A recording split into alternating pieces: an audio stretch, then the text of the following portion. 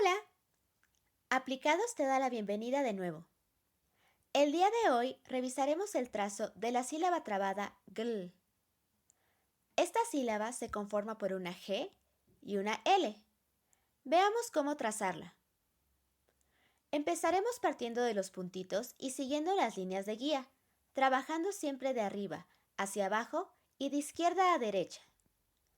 Para la G mayúscula realizaremos una línea curva de arriba hacia abajo y después una línea horizontal hacia la izquierda.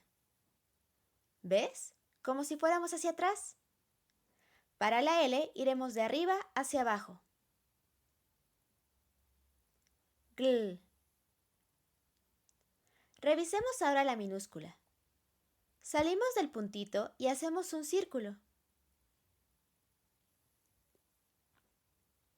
Después, un bastón que vaya de arriba hacia abajo.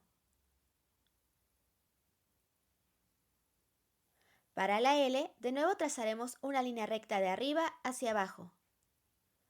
Gl. Te recomendamos realizar el trazo por lo menos 5 veces para que lo domines. El sonido de esta sílaba trabada aparece en palabras como gloria, globo y gladiola. ¿Puedes pensar en más palabras?